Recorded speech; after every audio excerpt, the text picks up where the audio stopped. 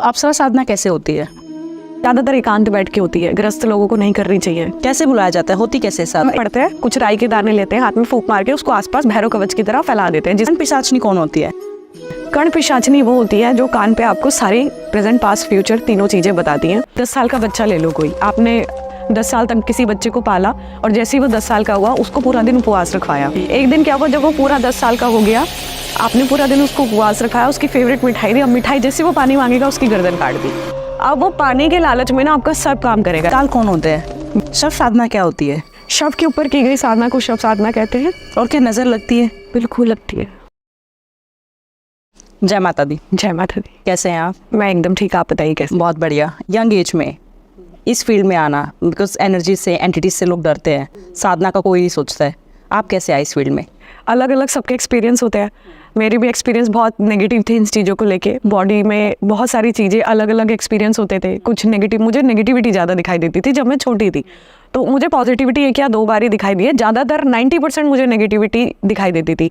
कभी महिला प्रेत की रूप में दिखाई दे रही है, पता नहीं वो मैं समझ नहीं पाती थी कि मैं हेलुसिनेशन हो रहे हैं या सच में रियल में वो चीज़ें दिखाई दे रही है या मैं इमेजिनेशन कर रही हूँ उस चीज़ का। क्योंकि मेरे घर में कोई भी इतना इन सब चीज़ों को समझने वाला, पीछे से ही कोई नहीं समझने वाला था।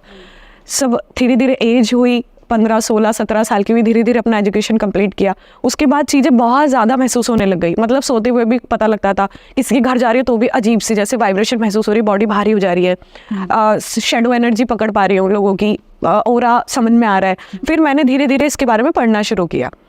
अपनी एजुकेशन कंप्लीट करने के बाद उसके बाद मैंने पढ़ना शुरू किया। धीरे धीरे अलग अलग तरीके की किताबें पढ़ी, भगवत पुराण पढ़े, कई पुराण पढ़े और वेद भी पढ़े। जितना समझ आया, जितनी मेरे दिमाग की चीज़ें थी, जितना मेरे को कनेक्टिविटी चाहिए थी कि हाँ मुझे इसके बारे में जानना है। भक्त चरितांग पढ़ी, एक भक्तों से रिलेटेड एक किताब होती है, वो मैंने पढ़ी।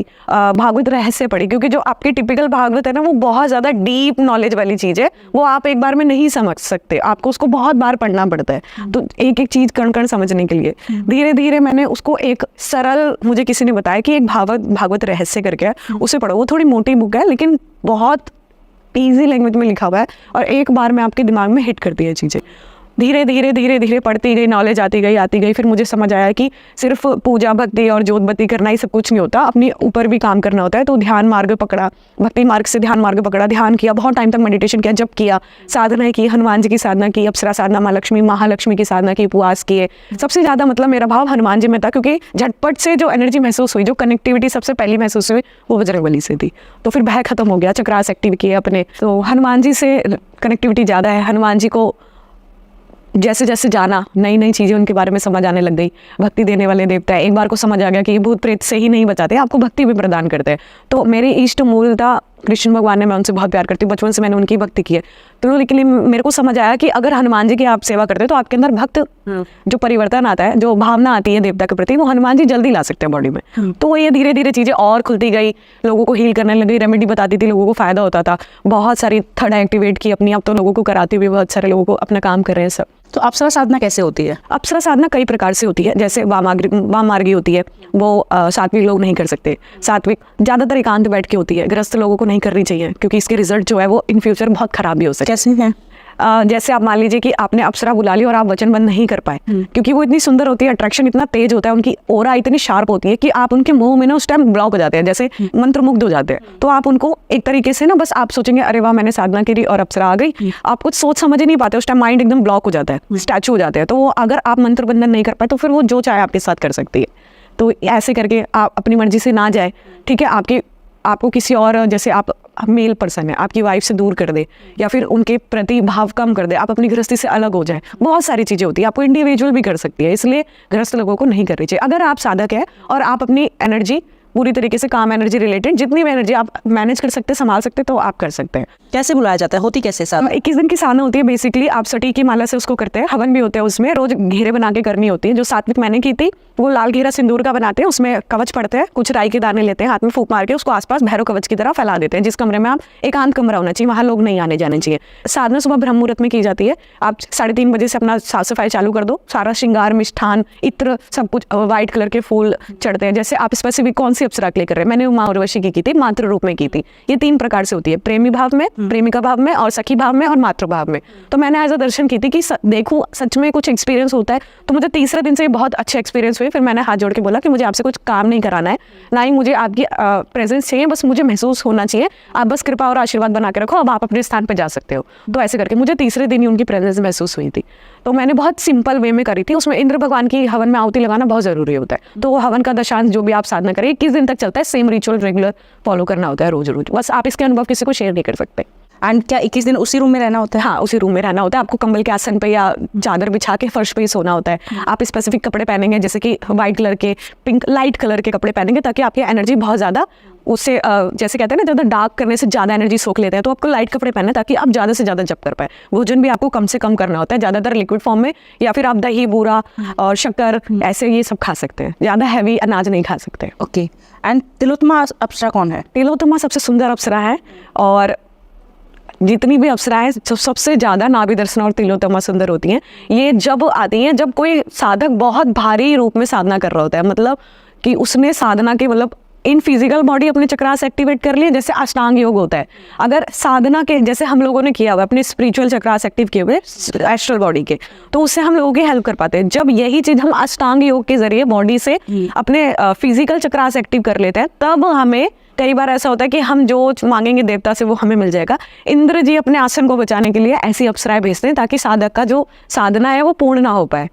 तो तिलोत्तमा जैसी अप्सराएं वो भेजते हैं। वो बहुत सुंदर अप्सरा है, बिल्कुल पारदर्शी कपड़े पहनती हैं, बहुत ही अच्छी बॉडी, बहुत ही अच्छी सुगंधि के साथ आती है। आपने किया दर्शन? यंग होती है। नहीं, मैंने सिर्फ उर्वशी माँ के किया। ओके। लेकिन मैंने पढ़ा सब, जब मैं उर्वशी और माता इनके बारे में कर रही थी ना, तो मैंने कई PDF और ये सब पढ़े, कई साधकों की साधनाएं पढ़ी, और मैंने प्रेमिका भाव वाले भी पढ़े कि आ तो जाती हैं देवी, लेकिन उसके जो लक्षण होते हैं ना वो बहुत खराब होते हैं। क्योंकि साधक एक तरीके से तमस भाव और तामसिक भाव के लिए उसको बुलाता है, सेक्सुअलिटी के लिए बुलाता है। तो ये लक्षण बहुत खराब होते हैं इसके, इसलिए आप मातृ रूप में बुलाओ। हालांकि आजकल किसी के अंदर मातृ रूप भाव तो है नहीं, मगर अगर फीमेल्स कर रही हैं, अगर आप एक एज अ नॉलेज और एक एक्सपीरियंस के लिए करना चाहते हैं, तो 21 दिन की सरल साधना होती है, मातृ रूप में करो। बहुत ही वाव एक्सपीरियंस होते हैं। उससे क्या होता है, आपका ना मातृ जो रूप होता है वो निखर के आता है, और दूसरों के प्रति सेवा भाव बहुत अच्छा हो जाता है।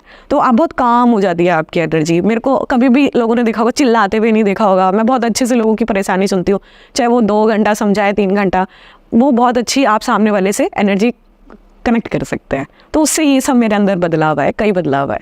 क्या वो सुंदरता भी देखकर जाती हैं? बिकॉज अप्सरा है तो ऑब्वियसली अट्रैक्ट, क्योंकि उसमें कई मंत्र ऐसे हैं, जैसे सोम देवता का मंत्र है, चंद्र देवता से रिप्रेजेंट करता है, और चंद्र देवता ब्यूटी के देवता माने जाते हैं। तो वो कई चीज़ें, अब मेरे को भी देखोगे आप, पहले जब मैंने अप्सरा साधना फर्स्ट लॉकडाउन में की थी, उसके बाद जो मेरी बॉडी है, मेरा बोलने का तरीका है, और मेरा जो स्किन टेक्सचर है वो बहुत शार्प हो गया, बहुत अच्छा हो गया। मेरे को ऐसा पर्सनल लगता है अपने लिए। आप कई वीडियोस मेरे पुराने देखोगे, उसमें बहुत डल, और क्योंकि उस टाइम बहुत ज़्यादा हवन वगैरह करते रहते थे हम, 4-4, 5-5 घंटे हवन कर रहे हैं, पूरा टाइम अग्नि के आगे बैठे हैं, तो वो बॉडी में इफेक्ट करता है। आप या तो बाल सुंदर बन लो, या तो साधना कर लो, एक ही चीज़ आप कर सकते हो।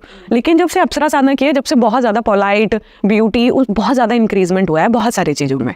ये मेरा पर्सनल एक्सपीरियंस। कर्ण पिशाचनी कौन होती है? कर्ण पिशाचनी वो होती है जो कान पे आपको सारी प्रेजेंट पास्ट फ्यूचर तीनों चीज़ें बताती हैं, और ऐसी चीज़ें भी बता सकती हैं जो आप नहीं चाहते। जैसे आपके घर में कोई व्यक्ति है, उसने बहुत पुराना कोई पैसा छुपा रखा है, आपको नहीं जाना, वो फिर भी बता देगी। मतलब एक बार को वो आपके बाहर आपके बिना चाहे भी चीज़ें बताती रहेगी। हर क्वेश्चन, जिस भी लफ्ज, जिस भी वर्ड के पीछे क्वेश्चन मार्क आता है, वो उसका हर चीज़ का जवाब देगी। जैसे बोलेंगे अरे शिट क्या, इसका मतलब ये क्या हो रहा है मेरे साथ, उसका भी जवाब देगी। मतलब आपने एक बार बुला ली ना, तो आपका सरदर्दी लगा लो है। चलो, बहुत हैंडल करना बहुत मुश्किल है। उसके लिए आप या तो एकांतिक होने चाहिए, आपके पास गृहस्थ नहीं होना चाहिए। आपको कोई, अगर आपने कर्ण पिशाचनी बुला ली और प्रेमिका भाव में बुला ली, वो तो मांस मदिरे तो चढ़ानी पड़ेगी आपको।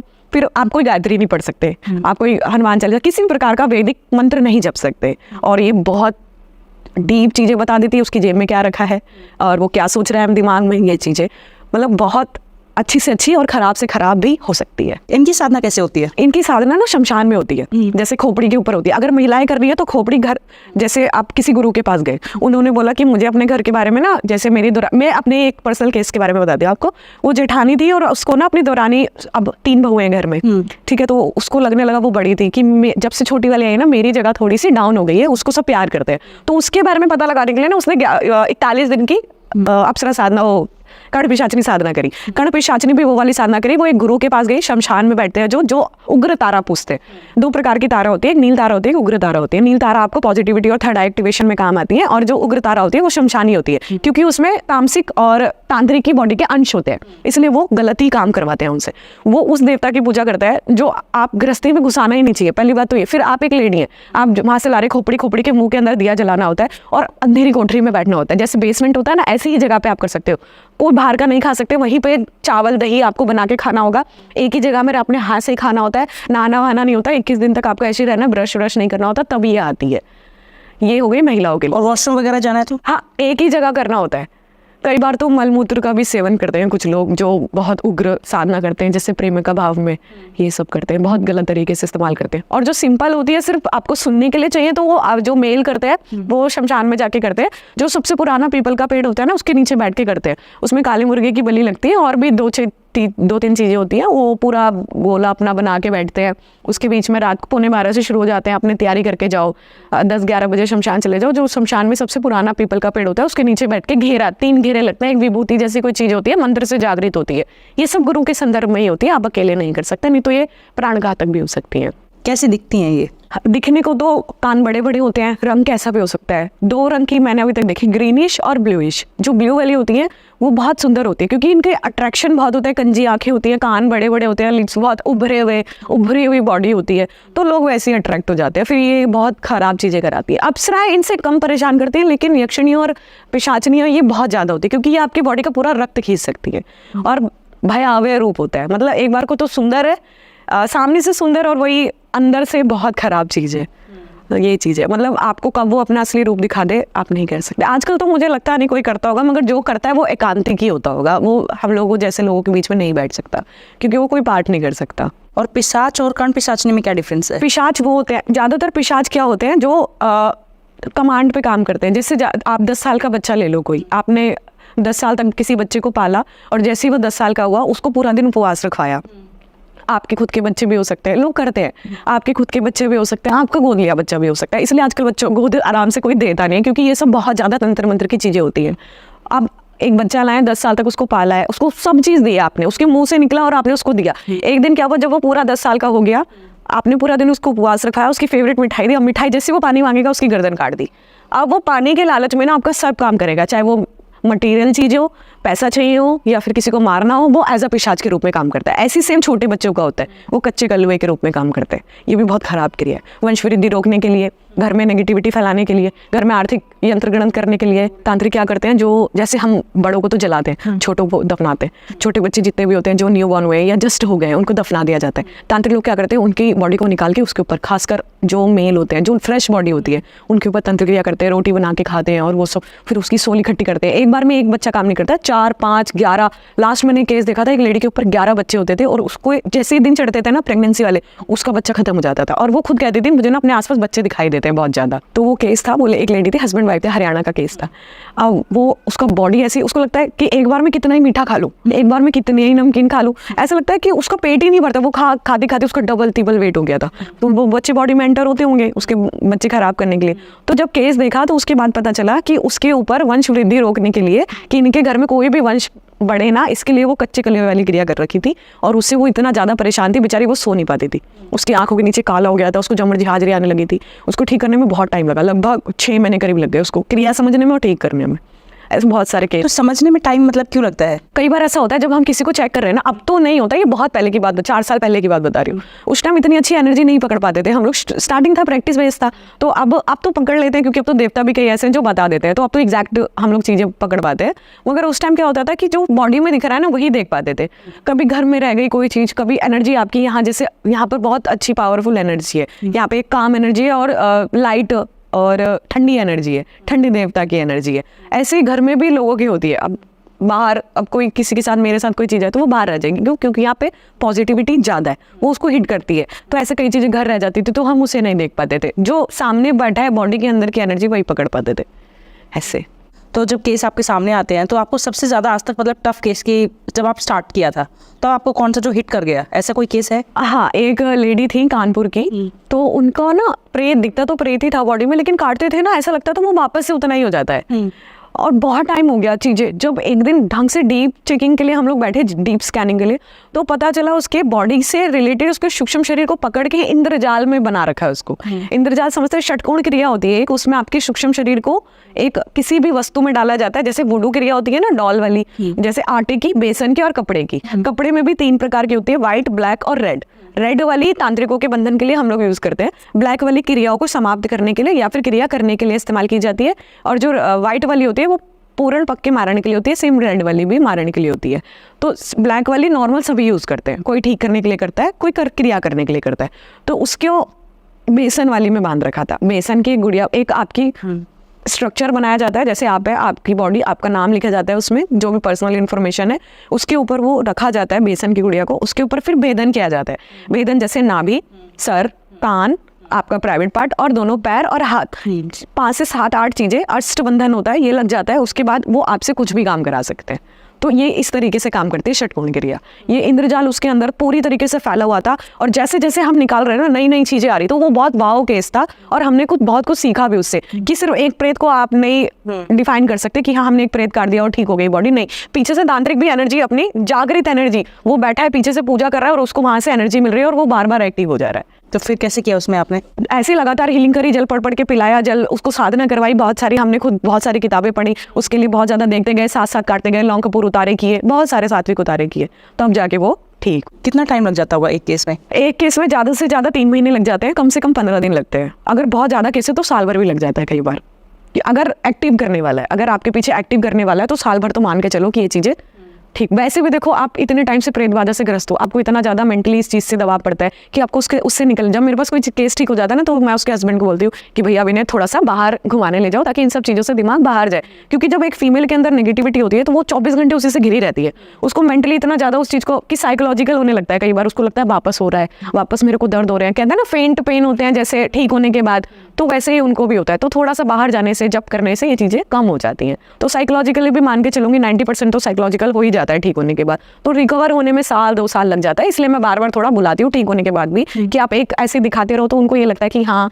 हम कनेक्ट हैं, मेरे से दीदी से कनेक्ट है, तो हम ठीक ही हैं अब, ऐसे करके। और भूत और प्रेत में क्या डिफरेंस होता है? भूत वो होता है जो आपकी पिछले जन्म की जितनी भी एनर्जी है, मान लो आपने पिछले जन्म में कोई बहुत ही खराब चीज़ की है, जैसे किसी का मर्डर किया या कुछ किया, उसकी सोल जब आपको परेशान करती है, वो आप भूत वाली क्रिएचर्स में ले सकते हैं। और जो प्रेत वाली एनर्जी होती है वो अलग अलग तरीके से हो सकते हैं। किसी ने क्रिया में बंधन करके भेजा है, आपको किसी ने चौराहे पे लग गया, आप देखते होंगे कोई भी छोटा मोटा तार करता चौराहे पे फेंक देता है, अब वो भी तो एनर्जी किसी को हिट करेगी ना। इससे अच्छा आप जला दो, इससे अच्छा जला दो या जल प्रवाह कर दो। मेरा ये मानना है, मैं कभी भी उतारा करके चौराहे पे डालने का ना मैंने कभी अपने किया, ना मेरे आगे बच्चे, ना मैंने उनको कभी बोला, ना मैं किसी को गाइड करती तब भी नहीं बोलती कि आप जाके चौराहे पे रख दो।